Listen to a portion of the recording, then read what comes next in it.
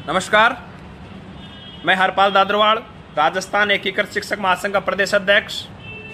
वैसे जब से मैं सरकारी सेवा में आया हूँ तब से मैं आज तक केवल शिक्षक समाज की बात करता आ रहा हूँ। साथियों, फिर भी जैसे भी समय मिलता है, जैसे भी बात पहुँचती है, मैं हमेशा बेरोजगारों के साथ खड़ा रहता हूँ। जिस भी माध्यम से मुझे उनकी सहायता करनी होती है मैं करता रहता हूँ। चाहे कोई बेरोजगार साथी आर्थिक दृष्टि से कमज़ोर हो, उसका कोचिंग में एडमिशन कराने से लेकर जो भी बात है, जितना बढ़ पड़ता है मैं करता हूँ। साथियों, काफ़ी समय से मैं देख रहा था कि राजस्थान में उपचुनावों को लेकर बेरोजगारों ने ठोकी ताल। मैं बड़ा आशावान था, प्रसन्न था और उम्मीद से भरा हुआ था कि जो ये वर्तमान में कांग्रेस सरकार गैस फैकल्टी मान लो, शिक्षकों के साथ मान लो, चाहे बेरोजगारों के साथ मान लो, जो ये तानाशाही रवैया अपना रखी है, उस तानाशाही का जवाब देने के लिए जिस प्रक्रिया के माध्यम से इनको सत्ता का नशा मिला हुआ है, के माध्यम से इनकी नशा उतारने के लिए बेरोजगार ने ताल ठोकी। उम्मीद थी कि पहले जैसा धोखा फिर नहीं होगा, क्योंकि आज से पहले भी 2 बार उपचुनावों के अंदर कथाकथित बेरोजगार नेता ने उपचुनाव लड़ने की घोषणा की और घोषणा के नाम पर लाखों रुपए बेरोजगारों से लिए गए और अंत में जाकर समझौता किया गया। ये बात मैं 2017 के अंदर प्रेस वार्ता के माध्यम से कह चुका था, जब मुझे प्रेस वार्ता में पूछा गया, और वो आज वास्तव में असली साबित हुई। मुझे अब की बार लगा था कि अब की बार लड़ाई आर पार की होगी, लेकिन आज वही हुआ जिसकी मुझे उम्मीद थी। साथियों, फटाफट मैं पॉइंट टू पॉइंट आपसे बात करना चाहूंगा कि जिस संगठन की आप बात कर रहे हैं उस संगठन का निर्माण कैसे हुआ। आज वास्तव में मेरा दिल बड़ा दुखी है। आज बेरोजगारों को बेच दिया गया है। पिछले 2 माह में 2 बार बेरोजगार बेचे गए हैं, एक बार बजट के पहली रात को और एक बार आज। साथियों, 5 साल पहले ले जाऊंगा, 2015 के अंदर मैं राजस्थान रीढ़ संघर्ष समिति का अध्यक्ष हुआ करता था और कथाकथित बेरोजगारों के नेता श्री उपेन्द्र यादव जी बीएसटीसी संघ चलाया करते थे। रीट को लेकर हम आंदोलनरत थे। 18 जून 2015 को गार्डन में हजारों की संख्या में बेरोजगार साथी एकत्रित हुए और वहीं उपेन्द्र जी भी पहुंच गए और वहां मेरी उनसे मुलाकात हुई। उसके बाद में आंदोलन करते रहे और हमने मिलकर एक निर्णय किया कि हमें छोटे छोटे इन संगठनों को एकीकृत करना चाहिए और हमने राजस्थान बेरोजगार एकीकृत शिक्षक महासंघ, राजस्थान बेरोजगार एकीकृत महासंघ के नाम से एक संगठन बनाया, जिसका अध्यक्ष श्रीमान उपेन्द्र यादव को बनाया गया। उपाध्यक्ष मैं था और भी सदस्य थे जो अधिकांश या तो नौकरी लग चुके या उनकी दोहरी नीति से अलग हो चुके हैं। ये बीएसटी संघ चलाते थे, मैं रीड था, मिलकर बनाया। इस प्रकार से इस संगठन का उदय हुआ। दूसरी बात, उपेन्द्र यादव जी का मैं परिचय देना चाहूंगा। उपेन्द्र जी मेरे ही क्षेत्र से खोजवाड़ा गांव है, वहां के निवासी हैं। और उपेन्द्र जी यदि सुन रहे हैं तो मैं देखना चाहूंगा कि आप अपना कक्षा 10 का सर्टिफिकेट दिखा दीजिए। यदि असली में आप बेरोजगार हितैषी हैं, जिस आदमी की खुद की कोई पहचान नहीं है, आपका वास्तविक नाम धोलाराम यादव है, जो आदमी अपनी वास्तविक पहचान से अपने आइडेंटिफाई नहीं कर पाता, कक्षा 10 का सर्टिफिकेट यदि आप सार्वजनिक करते हैं, मुझे बड़ी प्रसन्नता होगी, क्योंकि मुझे अलग अलग माध्यमों से पता चला है कि आपका वास्तविक नाम धोलाराम यादव है। दूसरा, आप अभी तो आपने टर्न ले लिया, आप रीट राट की बात नहीं कर रहे, नहीं आप रीट के लिए बात कर रहे हो। आपने 2011 में बीएसटीसी की थी, क्या आपने आज तक रीट की परीक्षा पास की? आप बेरोजगारों के लिए लड़ रहे हो, क्या आपने बेरोजगारी से छुटकारा पाया एक बार? आरटेड रीट आपने पास की? यदि आप आरटेड रीट पास करते तो बेरोजगारों का आपको उनकी वास्तविक कोचिंग करने से लेकर रहने तक का, उनकी पारिवारिक स्थिति का सबको आपको अनुभव होता। लेकिन 2011 से लगातार आप बेरोजगारों के नाम पर राजनीति कर रहे हो, आंदोलन कर रहे हो। जब भी कोई भर्ती आती है, भर्ती का श्रेय लेने के लिए सबसे पहले उपेन्द्र यादव आगे आता है। अरे भाई उपेंद्र यादव, क्या हमने ये दिन देखने के लिए संगठन बनाया था? आज मेरे पास में पदाधिकारियों से लेकर, वैसे तो पदाधिकारी कोई है ही नहीं। मुझे आप बता दीजिए आपके कौन से जिले में कौन सा अध्यक्ष है, आपके अलावा कौन महासचिव है, कौन सा अध्यक्ष है? एक संगठन होता है, उसका एक पदाधिकारी होते हैं, प्रदेश कोर कमेटी होती है। आप कौन सी कोर कमेटी की बात कर रहे हो कि उसने निर्णय ले लिया, आपने नामांकन वापस ले लिया? आपके साथ जब भी नए आंदोलन करते हो, जब नए चार चेहरे दिखाई देते हैं, पहले क्या आपके वो चेहरे कहाँ हैं जब आपने उपचुनाव की पहले घोषणा की थी?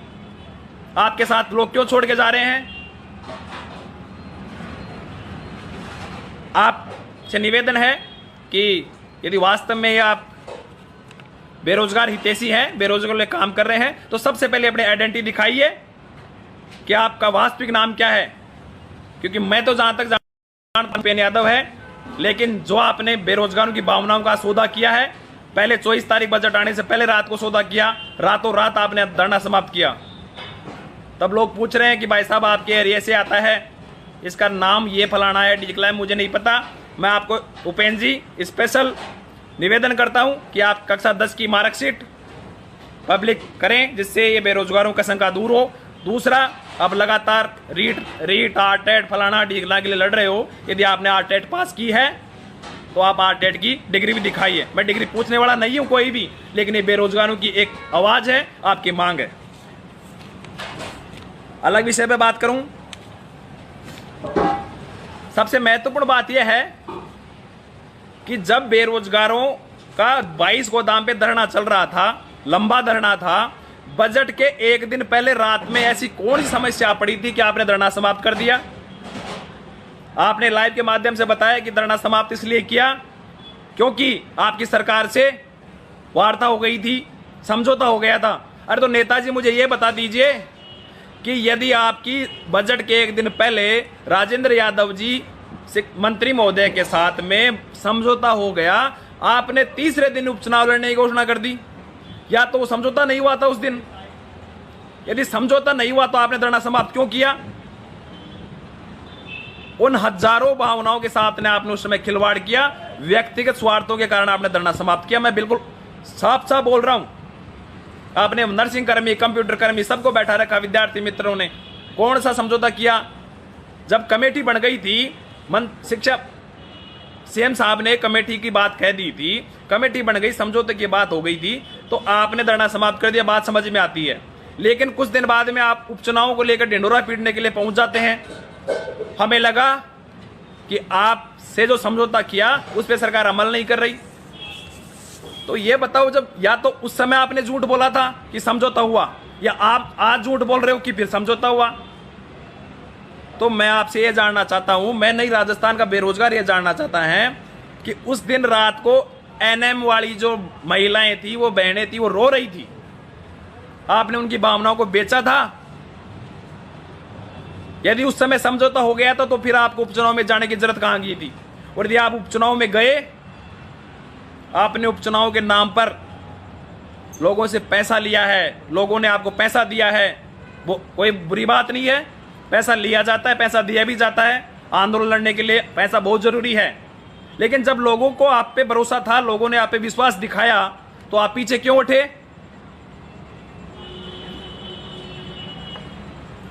एनएम वाली मैडम में बोल रही थी कि धरना समाप्त नहीं करेंगे, कौन सी मजबूरी आ गई थी, आपने धरना समाप्त कर दिया उस दिन? दो बातें निकल के आ रही हैं, या तो उस दिन आपने झूठ बोला कि समझौता हो गया, और यदि समझौता हो गया तो अब उपचुनाव में क्यों गए?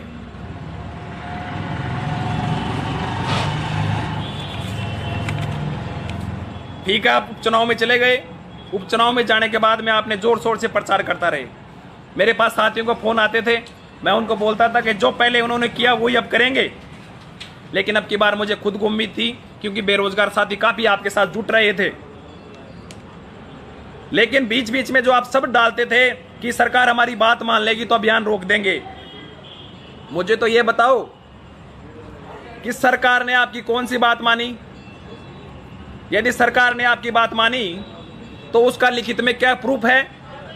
ये कोई फोटो सेशन चल रहा था, आपने सीएम साहब के साथ जाके फोटो खिंचवा के डाल दी कि हमारी बात मान ली? अरे उपेंद्र जी, सीएम साहब के पास फोटो खिंचवाने से ही बात मानी जाती तो मैं चला जाऊं, हजारों बार फोटो खिंचवा लूं। सुबह चलते हैं, कल चलते हैं, परसों चलते हैं, मैं शिक्षकों को लेकर चलता हूं। बेरोजगार वैसे पहुंच जाएंगे, पहुंचते रहते हैं बेरोजगार। तो फोटो खिंचवाने से यदि वार्ता सफल होती है और आपने नामांकन वापस कर लिया, तो दूसरी बात यह है कि आपका जो समझौता हुआ है आज, यदि आप सही हो तो यह समझौता हुआ है उसकी लिखित में कॉपी। इतना बड़ा अभियान था, चुनाव लड़ने की बात थी, आपने नामांकन वापस ले लिया और दूसरे प्रत्याशी का समर्थन की घोषणा कर दी। किस आधार पे कर दी? क्या आपने बेरोजगारों से पूछा कि हम ऐसा कर रहे हैं? लिखित में वो समझौता कहां है जो सरकार के साथ आज आपका समझौता हुआ है? कौन सी भर्तियों को लेकर क्या समझौता हुआ है बताइए आप। आज मैं जाके बैठ जाऊंगा शिक्षा मंत्री जी के पास में कि शिक्षा मंत्री से वार्ता हो गई, ये कौन सी बात होती है? ये नहीं चलेगा। दुख इसलिए हुआ कि राजस्थान के बेरोजगार के साथ मैं जुड़ा हूं, मेरी भावनाएं हैं, क्योंकि मैं भी कल तक बेरोजगार था। ज्यादा समय नहीं हुआ, 3 साल ही हुए हैं मुझे शिक्षक बने हुए। और आज चाहे मेरा परिवार हो, चाहे अन्य साथी हो, वो बेरोजगार हैं। आपने बेरोजगारी का अनुभव नहीं किया। ये बहुत सिस्टमेटिक धंधा बना रखा है बेरोजगारों का। कोई भर्ती लाओ, कोर्ट में ले जाओ, एसएलपी दायर करो, याचिका लगाओ, वो लगाओ, वो लगाओ। आपको मैं एक और बात कहना चाहूंगा, आप पश्चिमी राजस्थान में जिलों में जा रहे थे, आप बोल रहे थे कि मेरे शरीर में जब तक जान है मैं बीएसटीसी वालों को बीएड में शामिल नहीं होने दूंगा। क्या हुआ उपेंद्र जी? शामिल हो गए ना? उस बात पे पैसा उगाया गया है। जब आपको पता था एनसीटी के नियम है, कोर्ट का आदेश है, आपने लोगों को मूर्ख बनाया, भ्रमित किया लोगों को कि बीएसटीसी वाले बीएड वाले शामिल नहीं होंगे। जब कोर्ट का आदेश आ गया, आपने कहा मैं क्या कर सकता हूं, कोर्ट का मामला है। फिर क्यों आया? फर्स्ट ग्रेड, सेकंड ग्रेड के आंदोलन में तो आपको कभी हमने स्वीकार होने नहीं दिया। बीएसटीसी बीएड वाला लफड़ा चला रखा था, आपने विवाद चला रखा है।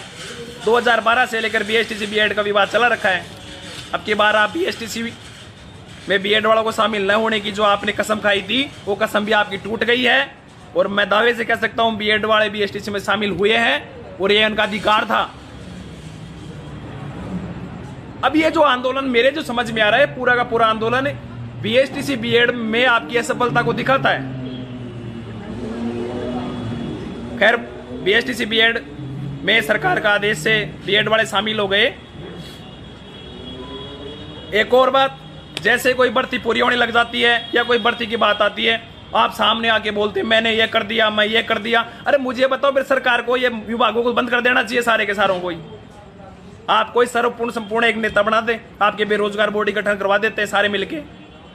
आपको शर्म आनी चीज वाली बात है कि जब भी कोई भर्ती आती है सामने आ जाते हो, लाइव आ जाते हो, मैंने ये भर्ती करा दी, ये करा दी, ये करा दी। फिर ये मंत्री क्यों बैठे हैं, प्रशासन अधिकारी क्यों बैठे हैं? श्रेय लेने के लिए 2 मिनट में आ जाओगे आप। मुझे तो आप ये बता दो कि कौन सी भर्ती प्रक्रिया आपने पूरी करवाई बिना कोर्ट के माध्यम से। कोई भर्ती पूरी हो तो मुझे बता दो।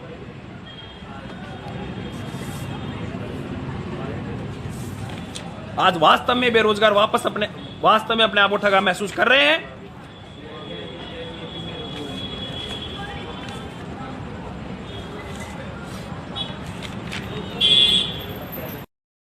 राजस्थान बेरोजगार एकत्र संघ की बात है। मैं जो भी फेसबुक माध्यम से जुड़े हुए लोग हैं उनसे कहना चाहूंगा कि आप उपेंद्र यादव को फोन करके पूछें कि बेरोजगार महासंघ में उनके अलावा कोई पदाधिकारी है तो कौन पदाधिकारी है? हर आंदोलन में उनके साथ में 4 नए चेहरे दिखाई पड़ते हैं। उनके पुराने चेहरे उनको छोड़ क्यों चले जाते हैं, मुझे ये पूछो। उनके साथ में एक समय सुनील दोराया जी रहा करते थे, आज वो कहां हैं? हर आंदोलन में 4 नए चेहरे साथ लाते हैं, उनके माध्यम से जो भी व्यवस्थाएं करनी होती है व्यवस्थाएं कर लेते हैं। उन 4 चेहरों को जब हकीकत पता चलती है वो चेहरे भी छोड़ के चले जाते हैं। पिछले दिनों से आप अपनी बात पे स्टैंड नहीं हो, कभी ट्वीट करते हो, थोड़ी देर बाद भी उस ट्वीट को डिलीट मारते हो। अरे वो कुछ पीपा के करते हो क्या?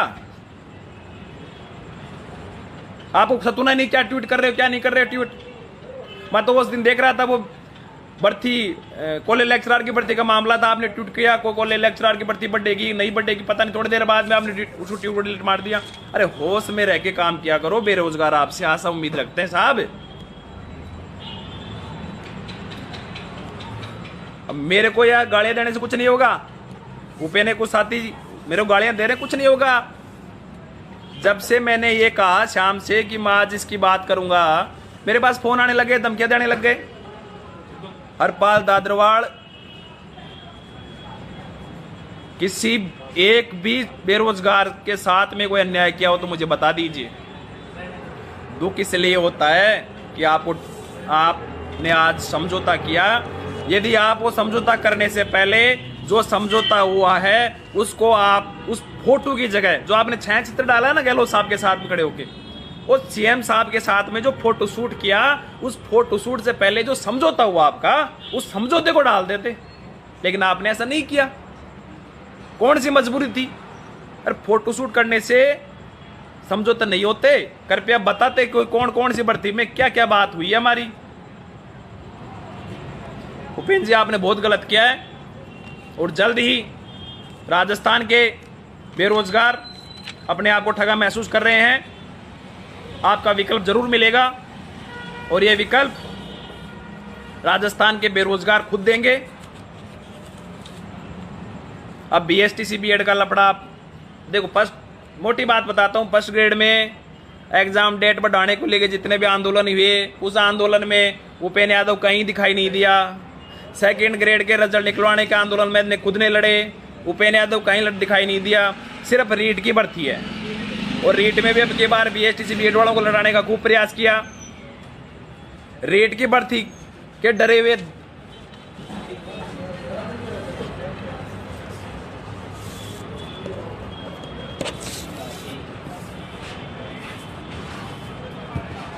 रीट की भर्ती को एग्जाम डेट को लेकर किए हुए ट्वीटों को हमने डिलीट कर दिया। जब आपके पास जानकारी किसी माध्यम से मिलती है तो आपको पुख्ता जानकारी नहीं हो तो भ्रमित क्यों करते हो? आप सिरे लेने में तो बहुत आगे रह जाते हो 2 ही मिनट में।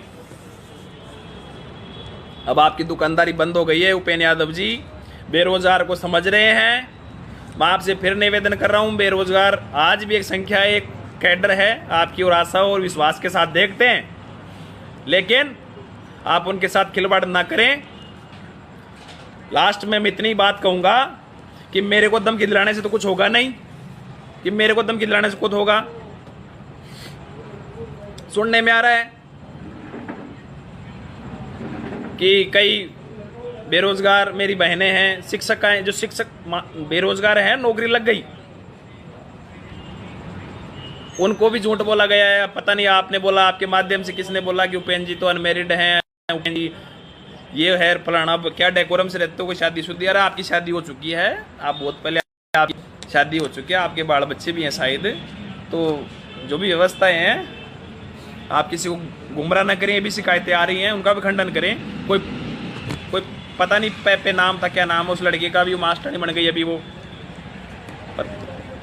तो ये शादीशुदा होकर अनमेरिड का तो खेल करें नहीं, आप शादीशुदा हैं।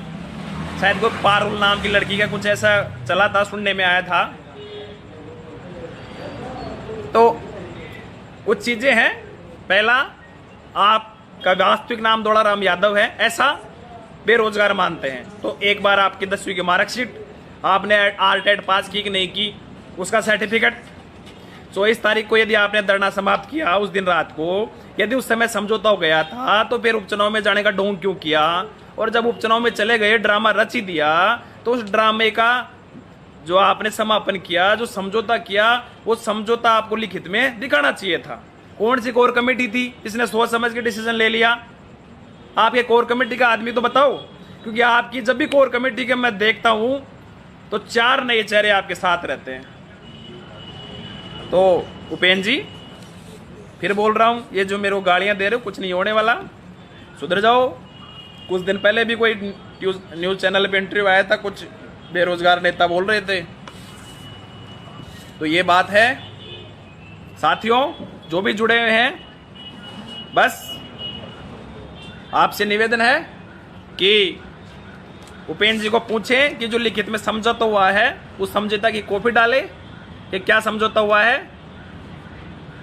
जिन भी साथियों ने चुनाव लड़ने के लिए पैसा दिया है, वो भी अपना हिसाब लें, क्योंकि आपने चुनाव लड़ने के लिए पैसा दिया है। और जो समझौता हुआ है, उस समझौते के पीछे की क्या कहानी है, वो मैं तो आपको बता दूंगा।